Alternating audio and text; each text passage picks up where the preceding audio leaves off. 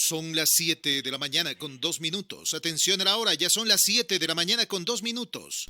7 con 2 minutos. Esta es una elección sui generis diferente, muy especial. Ya vamos a hablar por qué. Está con nosotros a través del hilo telefónico César Coronel, a quien saludo de la manera más comedida. César, buenos días. Empecemos por un tema que tiene que preocupar al país, ¿no? O sea, se nos fueron algunos candidatos, se consiguió una alianza que creo de última hora es muy importante, ya vamos a hablar sobre esa también, pero quisiera empezar tomando algunos puntos de un destacado jurista, Ismael Quintana. Ismael Quintana hace referencia al tema del correísmo y su candidatura. Para Ismael Quintana, los binomios son indisolubles, no se pueden disolver. La única manera que se puede hacer aquello es cuando el Consejo Nacional Electoral, después de recibir la inscripción y después de que se acepta la inscripción, analiza que no tiene la posibilidad, o sea, que no cumple los requisitos y por lo tanto determina que tiene que cambiarse a la persona. No es que yo no firmé, no hay quien firme y que después puedo yo poner un candidato el que quiera. ¿Lo entendemos así? ¿Es correcta esta lectura de Ismael Quintana que dice que el binomio correísta, al no haberse inscrito en el tiempo, en el plazo que correspondía, prácticamente ya no podría inscribirse? Un placer escucharle, César. Bienvenido. ¿Cuál es su análisis? Muy buenos días, gracias por la invitación. Qué gusto poder estar una vez más aquí en Radio Colosal. Sin duda alguna, lo expresado por el jurista Quintana tiene absoluto sentido y tiene absoluto apego a la normativa electoral, lo cual es importante analizar en su contexto. Es decir, usted tiene varios casos de candidaturas que usted puede presentar y que luego pueden ser descalificadas e inmediatamente el Consejo Nacional Electoral a usted le da un plazo para reemplazar esa candidatura descalificada. Sin embargo, en el caso que nos ocupa, que es el caso del binomio Arauz-Correa, lamentablemente no existiría un binomio, lamentablemente para ellos, pues no existiría un binomio, pues porque el candidato a vicepresidente elegido en las primarias no cumplió con el requisito de presentarse en la instancia electoral de manera personalísima, como bien lo indica la ley y su reglamento, para poder aceptar esta candidatura. Eso evidentemente pondría fuera no solamente la candidatura de Correa, sino que incluso en el análisis que hace el jurista Quintana, pondría fuera al binomio como tal. Eso por un lado. Y por cierto, permítame que le corte para asentar algo más. Esto ya ocurrió en el 2012, cuando no se permitió que se reemplace la candidatura de Bucarán y se eliminó al binomio completo. Año 2012 en el tiempo del correísmo. Es decir, esto ya tiene antecedentes, o sea, hay jurisprudencia sobre este tema, porque no es que simplemente no me presenté a firmar, entonces tienen que darme plazo. ¿Quién lo dice? El plazo lo da el Consejo Nacional Electoral cuando determina que un candidato tiene inhabilidades para poder participar. No es que el propio partido se va a dar un plazo. ¿Y qué plazo se daría? ¿Y cómo se daría ese tema? Si es que el propio partido pudiera darse plazo, eso no es así, ¿no? Por supuesto. Y por eso lo indicaba, en el caso del binomio, esta quizá estrategia que en su momento utilizaron, evidentemente corre el riesgo el binomio completo de quedarse afuera. Ahora, yo creo que, y ojo, este ya es un análisis más allá de lo jurídico, un análisis político. Yo creo que evidentemente esto es parte de una estrategia de victimización. Recordemos que parte justamente de las estrategias que siempre utilizó el correísmo en su momento era el tema de victimizarse, el tema de resentimiento, el tema de explotar emociones en la gente, y evidentemente yo creería que esto es parte de justamente esa estrategia, de que no los califiquen y ellos evidentemente decir que son víctimas de la persecución, de que no los califiquen y ellos decir inmediatamente de que son los sociales cristianos, de que es Creo, de que es el CNE, de que, bueno, cualquier otra cosa, pues no. Evidentemente es parte para mí esto de una estrategia de victimización. Y eso yo creo que es algo que también los ecuatorianos deben tener muy en cuenta y no caer en cualquier cuento, porque evidentemente este tipo de cosas sí podrían generar confusión en la ciudadanía. Y un tema que es importante, Ismael Quintana no lo dijo ayer. Bueno, ayer lo dijo en 2 medios o en 3 medios que lo invitaron, pero Ismael Quintana viene repitiendo esto desde hace 4 o 5 días. El señor Así Correa, que es, está y siempre he escuchado también referirse respecto al binomio de Pachacuti, que es decir, del señor Jack Pérez, que en su momento eligió a una candidata a la vicepresidenta. En el interín, esta candidata a la vicepresidenta, una vez que ya se cerraron las primarias, decidió desistir de esta candidatura e inmediatamente el señor Pérez, de manera absolutamente inconsulta con sus bases, decidió elegir a quien sería su compañera de fórmula. Y esto evidentemente también podría inhabilitar esta candidatura, ya que la vicepresidenta de Yacu Pérez, la candidata a vicepresidenta de Yacu Pérez, no fue elegida en el proceso de primarias como todos los otros partidos les tocó hacer. Mira, aquí hay una cosa muy sencilla, más allá de los personajes, porque realmente, y usted me ha escuchado en varias ocasiones decir que yo estoy a favor de que todos participen, incluso con aquellos en los que no estoy de acuerdo con su forma de actuar, incluso con el correísmo, incluso Yacu Pérez. Yo estoy convencido que todos tienen derecho a participar. Sin embargo, en este caso no se trata de restringir el derecho por cuestiones políticas, sino por cumplir con un orden elemental, por cumplir con un proceso interno que está en la ley, por cumplir justamente con las disposiciones reglamentarias, constitucionales, legales, que son para todos. Y no porque yo soy del movimiento indígena, o no porque yo soy del correísmo, o no porque yo soy de tal o cual partido, estoy exento de cumplir con la ley. No, señor, aquí todos tienen que cumplir con la normativa jurídica vigente. Y eso yo creo que es algo que lo deben tener claro, porque cuidado y vaya a salir alguien a decir que esto es parte de las acciones del CNE para perjudicar a tal o cual candidatura, que este es el CNE de los sociocristianos, que este es el CNE de Creo, que este es el CNE de Tamaín. No, cuidado, porque ya lo estoy escuchando a los correístas decir ese tipo de cosas cuando se enteren pues que por no cumplir con la ley su binomio podría quedar descalificado. Debería quedar descalificado. Yo más que el podría, digo debería, porque hay que aplicar la normativa, hay que aplicar la ley. Ya Correa la aplicó en el año 2012, porque es él quien en una sabatina dice que venga nomás Bucaram, está impedido, tiene orden de prisión, yo mismo lo pongo en la cárcel. Eso dice Correa. Y el señor Paredes, Domingo Paredes, que era el presidente en ese entonces, toma estas decisiones, es decir, deja al binomio completo fuera porque no admite el cambio. No admite el cambio. Es el mismo caso. No llegó Bucaram para firmar, entonces ya no es culpa. Usted fue el que incumplió. Estos son algunos de estos temas. Y en el caso del señor de Pachacutic, es igual. O sea, ¿quiere cambiar de candidata? Pues pida autorización inmediatamente al Consejo Electoral para hacer unas nuevas primarias telemáticas, como es lo que se está haciendo en este instante. Si no necesita reunir a mucha gente o reunir a todos, y si lo necesita hacer, supongo que tiene todos los teléfonos y puede hacer una convocatoria interna del partido para que estén representantes de las 24 provincias o los representantes que deban estar, y que entre ellos se elija en unas primarias renovadas a la candidata, pues porque si la elijo solo yo porque yo quiero, estoy saltándome las primarias. Totalmente de acuerdo. Y es que lo que me preocupa ahí es que inclusive las primarias tienen un plazo, y las primarias debieron hacerse hasta el domingo que se hicieron, que fue, si no me equivoco, hace 2 semanas, y si ya no se lograron hacer en este periodo, evidentemente usted puede seguir con la inscripción del resto de candidaturas, Parlamento Andino, Asamblea Nacional, Asamblea por distritos, las diferentes provincias, pero ya la presidencial no, porque usted no logró completar dentro del tiempo necesario la formulación de un binomio. Y eso yo creo que es importante tenerlo claro, porque cuidado y ojo, vaya a salir luego también el movimiento indígena a querer incendiar el Ecuador diciendo que no lo están dejando participar porque esto es racismo, porque, qué sé yo, porque la CIA, el FMI, la extrema derecha, no señor, es un tema de ley, y lamentablemente, aunque a algunos no les guste, vivimos en un país civilizado o que intenta civilizarse, y hay unas leyes que se deben cumplir, y evidentemente algunos al parecer creen que están por encima de la ley, y eso no puede pasar. Ni indígenas, ni negros, ni mestizos, ni los montubios, nosotros estamos por encima de la ley. Todos tenemos que estar absolutamente debajo de este paraguas del ordenamiento jurídico nacional. ¿qué se hará? ¿Cuál debería ser la sugerencia?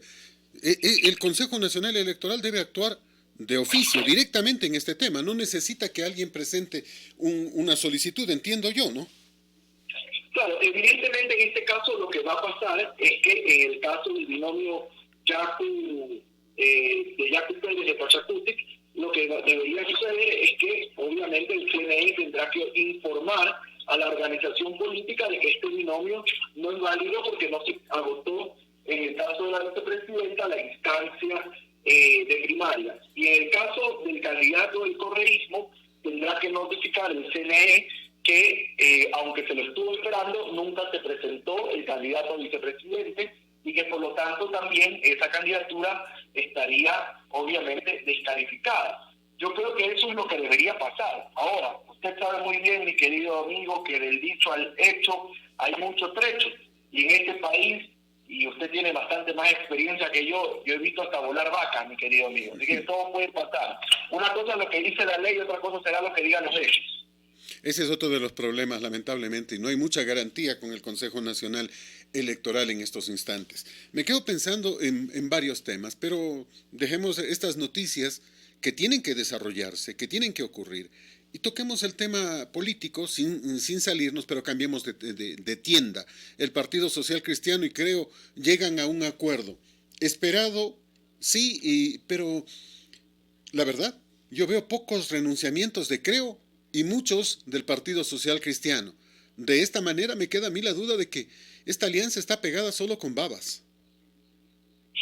Evidentemente hay una alianza política que en esta ocasión, a diferencia de la vez pasada, se la está haciendo por escrito, se la está haciendo ante la ciudadanía, con testigos incluso, para evitar justamente que pase lo que en su momento ocurrió, que fueron ciertos comentarios del candidato en su momento de Creo, que se quejaba de que no había sido una alianza conveniente.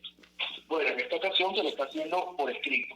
Esta alianza contiene 6 o 7 puntos que son, para mí, la mayoría de ellos válidos, como por ejemplo la adhesión por parte del movimiento Creo al proceso de consulta ciudadana que impulsa al abogado Nebot junto a otros gremios, asociaciones, alcaldes, prefectos, juntas parroquiales, etcétera. Ese es el único punto. Ese es el único punto en donde veo que el Lazo cede, pero en el resto no lo veo. O sea, en el resto es buena voluntad social cristiana.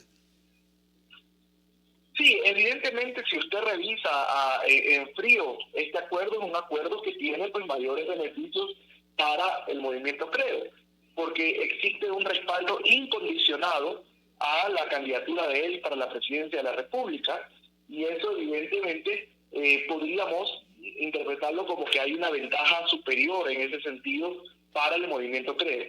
Sin embargo, es una alianza pues que las cabezas del partido han decidido, y bueno, es una alianza que genera expectativa en los ciudadanos.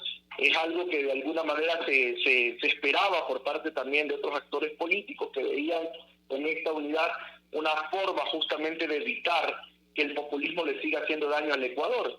Y yo aplaudo en ese sentido que los partidos se sienten a conversar. Eso yo lo aplaudo. Ahora, si esta alianza es conveniente o no, eso el tiempo será el único juez que lo determinará. Sin embargo, yo sí quiero aprovechar la oportunidad para aplaudir el espíritu democrático, pero sobre todo la madurez, desprendimiento, valentía de Cristina Reyes. Una mujer que creo yo, y esta es mi opinión muy particular, que se ha preparado, que ha ido a la universidad, que ha hecho maestrías, que ha estado permanentemente recorriendo el mundo para aprender más de la actividad política, que se ha tomado en serio su trabajo, que durante 14 años ha tenido una experiencia absolutamente demostrada, con luchas absolutamente cercanas a la gente, con los jubilados, con los trabajadores, con las mujeres violentadas. Yo creo, repito, que la asambleísta Reyes estaba absolutamente preparada para asumir el rol de candidata a la presidencia de la República. Y estoy convencido de que hubiera tenido un gran crecimiento, porque es alguien joven que conecta con los nuevos electores, con los jóvenes, etcétera. Pero bueno, son decisiones del partido que uno tiene que respetar. que evidentemente implican también ese renunciamiento, el cual yo he justipreciado porque comprendo que no es fácil pues renunciar a una candidatura presidencial. Sin embargo, Cristina Reyes lo ha hecho justamente demostrando esa apertura, demostrando ese desprendimiento por el país. En todo caso, como le he dicho, el tiempo será el mejor juez y determinará qué tanto era conveniente o no este acuerdo para tal o cual partido. Lo importante y ojalá es que sea conveniente para el país. Me quedo pensando en varios temas. Uno de los temas más complejos que va a encontrar el próximo gobierno es el asunto económico. No solo porque en el próximo año va a pegar durísimo la pandemia económica. En cuanto alcancemos a salir de la pandemia sanitaria, la pandemia económica prácticamente nos va a aniquilar. Y eso es terrible. Y en segundo lugar, nos vamos a topar con temas gravísimos. Por ejemplo, en este instante se dice que se ha conseguido 8.500 millones de dólares del BID, 6.500 que se desembolsan ya, 2.000 más que se desembolsarían en octubre y que además se han conseguido 2.000 millones de los chinos. Pero no le alcanzan al gobierno, parece, porque ya está insistiendo en nuevos impuestos. Vuelve a lanzar un decreto para insistir en el cobro del IVA adelantado, que ya le dijeron que no podía hacerlo. Pero vuelve a insistir, o sea, es un gobierno que no se sacia con nada y que lastimosamente, para mi criterio, lejos de ser buenas noticias lo del BID, que nos entrega 8.500 millones y China 2.000 millones más, estamos hablando de 10.500 millones que el señor Moreno se va a farrear en estos 8 meses antes de irse. Y lo que nos va a quedar es la cuenta, y lo que tendrán que hacer los próximos presidentes es pagar esta cuenta. ¿Cómo hacemos para evitar que se siga endeudando y hundiendo al país?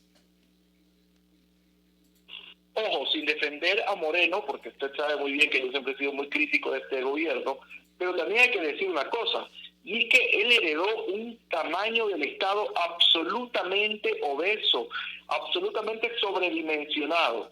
De acuerdo. Ojo, aquí viene la crítica. Evidentemente este gobierno tenía la oportunidad y el deber de reducir ese Estado. Sin embargo, solamente pusieron parches pequeños que al final del día no sirven para nada. Entonces, mire, usted me habla de 6.500 millones, qué sé yo. La vez pasada hablábamos de 1.000 millones de dólares del FMI. Bueno, si usted hace números en frío, evidentemente lo que usted está terminando básicamente de conseguir es la plata necesaria para pagar 1, 2, 3, 4 meses de roles de pago del Estado ecuatoriano. E incluso ahí están atrasados. Usted tiene médicos, tiene enfermeras, tiene profesores, sobre todo, tiene algunos funcionarios públicos que todavía no han cobrado su sueldo de julio, otros ya cobraron julio, pero no saben cuándo irán a cobrar agosto. Es decir, existe una grave situación a nivel del país. Pero hay que decirlo, el país tiene un rol inflado, un gasto permanente absolutamente sobredimensionado. Y es fundamental que el nuevo gobierno se tome en serio esa tarea que durante 4 años Moreno no logró concretar, la reducción del Estado en sus gastos y en su rol. Sí, de acuerdo. Pero ¿cómo hacemos para evitar que nos sigan hundiendo? Porque al momento que usted tiene que pedir créditos para pagar a sus empleados en su empresa, ya está quebrado. Ya está quebrado, ya no hay forma de salir del tema. Entonces significa que ya la empresa no le está produciendo ni para pagar a los empleados. Y esto significa que es una empresa inviable. Y como no queremos que Ecuador sea inviable, hay que parar el endeudamiento. Hay que enviar sendas cartas para que el señor tome en serio estos últimos meses, por lo menos, y dejen de endeudar más al país. Y busque reducir el tamaño del Estado, porque lo tiene que hacer. Y no quiere hacer estos temas. Que deje de seguir engañando, yendo a regalar 2 casas en vez del 500.000 de casas que ofreció. Y que todo sea publicidad y propaganda nada más. O sea, basta de esto. Necesitamos que, de ser posible, en estos últimos meses, por lo menos empiece a tener la seriedad necesaria para algo hacer por el país y no seguirlo destruyendo. En tan poco tiempo, en 4 años, Moreno nos está endeudando en más de 30.000 millones de dólares. Que no lo va a pagar él ya se va. Seguramente irá a España al palacete que compró. Y entonces, con los papeles de INA, con el tema INA. Entonces, ¿qué hacemos? Como ecuatorianos tenemos que protestar y evitar que se siga hundiendo más al país. A ver, yo ahí sí voy a no coincidir del todo con usted, porque evidentemente hay una cosa muy clara. y es que lo que no hicieron en 4 años, yo dudo mucho que lo vayan a hacer en 8 meses, lo tengo clarísimo. Pero lo que también es cierto es que cuando usted tiene una crisis como la de octubre, una pandemia como la que seguimos enfrentando, que en el caso nuestro nos ha golpeado con dureza, cuando usted tiene a gran parte del sector empresarial, que es el que tributa, quebrado, cerrado o en camino a la quiebra y el cierre, evidentemente los ingresos del Estado se reducen. Pero si usted mantiene exactamente la misma cantidad de gastos, que eso sí es culpa de este gobierno, evidentemente, como herencia del gobierno anterior también, evidentemente usted va a tener que buscar de cualquier forma para poder cumplir con esos gastos corrientes, con el rol de pagos cada mes, porque evidentemente la irresponsabilidad de este gobierno de no haber hecho las cosas que debió hacer a tiempo y la crisis que hoy estamos viviendo no se la podemos endosar únicamente a los servidores públicos. Evidentemente hay médicos, hay enfermeras, hay policías, hay jueces, fiscales, defensores públicos, usted tiene también profesores, ayudantes, etcétera, que tienen derecho, porque tienen el derecho de cobrar su sueldo. Entonces, evidentemente, si el gobierno no encuentra dinero para poderles pagar y tiene que seguir endeudándose, no le queda de otra. Ahora, lo que sí debimos desde hace mucho tiempo fue reducir el Estado y tomar las precauciones necesarias para que el endeudamiento de nuestro país sea realmente mínimo, a largo plazo, con periodos de gracia, con tasas de interés convenientes, evidentemente. Ahora, debo decirlo, en estas circunstancias en las que el mundo está viviendo una pandemia, el dinero tiene un costo mucho más alto, ¿no? Y eso hay que decirlo. Pero lo que debió hacer el gobierno hace mucho tiempo, lo dudo mucho, lo haga en los 8 meses que le quedan. Lo dudo mucho. Yo también, es muy difícil. Me quedo pensando en el caso Sobornos 2012-2016, conocido por el pueblo como Arroz Verde.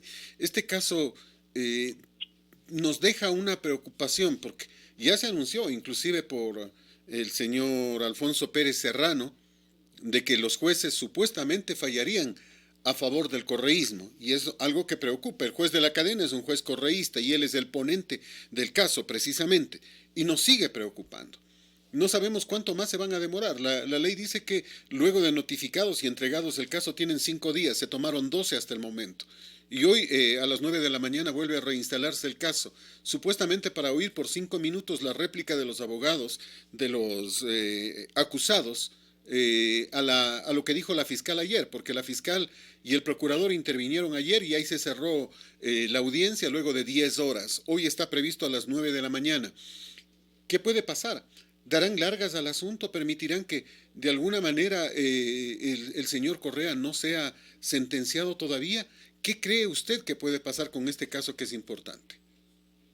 Bueno, en este país usted muy bien conoce que todo es posible, pues, ¿no? Y realmente ya sería para mí osado intentar adivinar lo que va a pasar el día de hoy. Sin embargo, varias precisiones. Primero, evidentemente, usted tiene ahí una casación que ahí sí voy a no coincidir con usted. Yo creo que más bien los plazos están mucho más apretados de lo normal, y se lo dice alguien que ha tenido algunos casos de casación en el ejercicio profesional, y evidentemente los jueces creo yo que han actuado con una celeridad realmente sorprendente, y se lo digo yo, y ojo, usted sabe que yo lo que menos soy es correísta, pues no, los jueces en este caso han actuado de forma absolutamente acelerada, El proceso fue acelerado.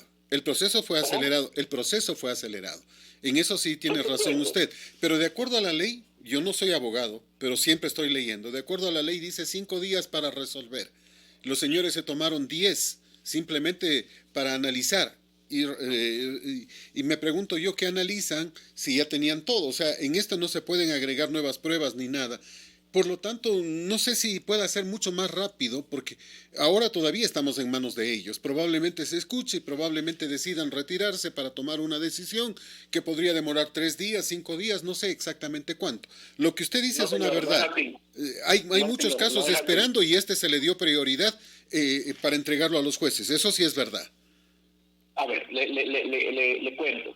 Lo que dice la ley es que usted, una vez que ha hecho la audiencia y que tiene que resolver en audiencia, ojo, los jueces tienen que dar su decisión en la misma audiencia. No es que cierran la audiencia y después de unos días le cuento que resuelvo. No, señor, ellos tienen que resolver en audiencia. Una vez que resuelvan en audiencia, tienen 5 días para esa resolución ponerla por escrito. Ojo, no es que desde que recibieron la casación tenían 5 días para pronunciarse. Y se lo dice a alguien que ha tenido casos que una vez que yo he presentado la casación se han demorado 1 año y medio, 6 meses, 7 meses. Ojo, no es como se lo está planteando. Ahora, los jueces tendrán hoy, entiendo yo que entre hoy y mañana ya se concluye la audiencia. Los jueces, al concluir la audiencia, al cerrar la audiencia, previo a la clausura, tendrán que dar una decisión, y la decisión puede ser variada. Puede ser aceptar de manera individual cada uno de los recursos que se presentaron, porque usted puede aceptar uno y rechazar otro, como puede aceptarlos todos, como puede rechazarlos todos. Eso ya veremos qué es lo que resuelven los jueces. Sin embargo, una cosa importante que los ciudadanos deben entender: en este momento, la casación, es importante que la gente lo sepa, no es una apelación, no es una tercera instancia. La casación es un recurso extraordinario en el que únicamente se busca demostrar por parte de quienes han buscado casar la sentencia que se ha vulnerado algún derecho, alguna aplicación indebida de la ley. No entran en este momento los jueces a revisar, ojo, las pruebas. No entran ni siquiera a revisar si es inocente Correa o no. Lo que ellos tienen que revisar es si los otros jueces en las instancias anteriores actuaron con apego o no a la ley. Eso es la casación. Y en ese sentido tendrán que resolver los jueces.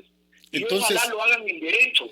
Entonces tendrían que resolver hoy mismo, ¿no? O sea, aparentemente de que pronunciar verbalmente el tema, si es que tienen que hacerlo en audiencia, porque de acuerdo a lo que ellos mismos planificaron, hoy a las 9 de la mañana se reinstala y van a escuchar a los a cada uno de los abogados de los imputados por 5 minutos. No sé cuántos abogados son, pero me parece que son 12.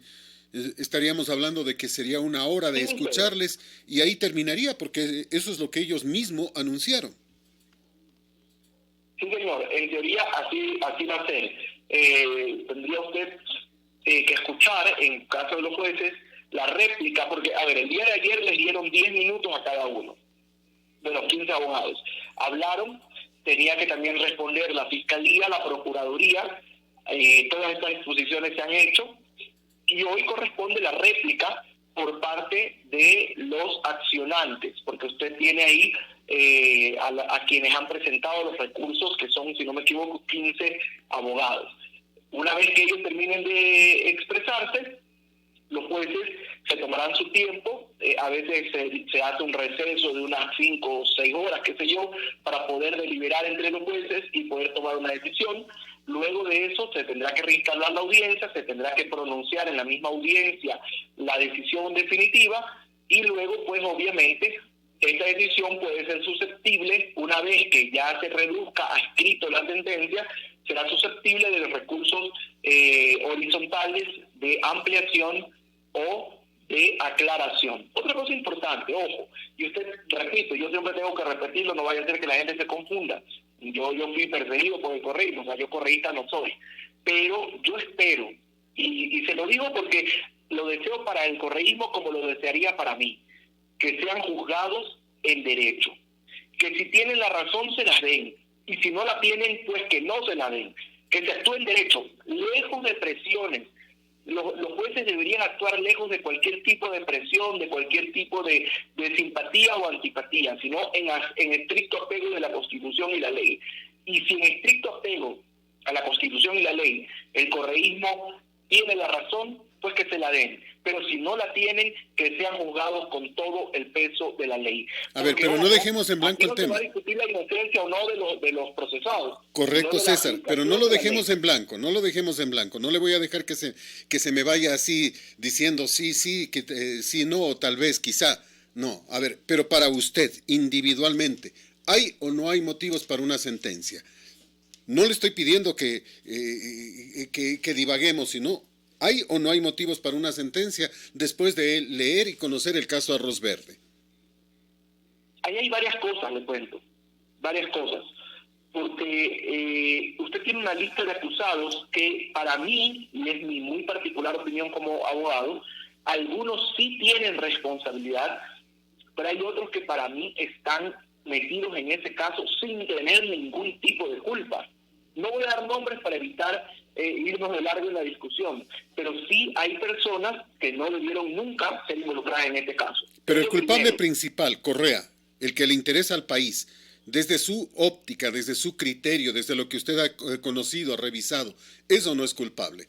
Mire, nosotros no somos jueces, pero sí tenemos el derecho a pronunciarnos como seres humanos y como conocedores, pues porque estamos enterándonos del tema. Como usted bien dice, no somos jueces y yo obviamente no conozco el detalle de cómo se actuó durante el proceso. Sin embargo, lo que yo percibo es que sí, yo sí percibo que el señor Correa fue líder de una estructura en la que se pidió dinero a proveedores para luego beneficiarlos con contratos para así financiar la campaña. Yo eso lo percibo como cierto. Sin embargo, una cosa es lo que sucede en la vida real y otra cosa es lo que pasa dentro de los procesos judiciales. Y todo esto debió ser probado, todo esto debió agotarse en las instancias correspondientes y, por supuesto, demostrarse que se ha cumplido con el debido proceso. Esa es la parte que yo desconozco en detalle. Sin embargo, si usted me pregunta, yo percibo que sí existe una culpabilidad, al menos del líder de esta estructura que se armó. Vamos a ver qué es lo que resuelven los jueces. Vamos a ver cuánto del debido proceso se respetó, cuánto también de razón pueden tener o no los correístas en el sentido de que se les ha perjudicado o no. Vamos a ver. Sin embargo, yo sí percibo de que existe obviamente una responsabilidad. Ahora, que dentro del proceso se lo haya aprobado, no lo sé. Que dentro del proceso se hayan respetado las instancias, no lo sé. Importante aquello. César, muchas gracias. Me decía que tenemos que terminar más o menos a las 7:30, con mucho gusto. Un placer, un gusto poder conversar con usted. Que tenga un buen día, muchas gracias. Este es Colosal, su radio. Son exactamente las 7 de la mañana con 34 minutos. Atención a la hora. Ya son las 7 de la mañana con 34 minutos. Usted está en Colosal, en 1000.40 y en www.radiocolosal.com.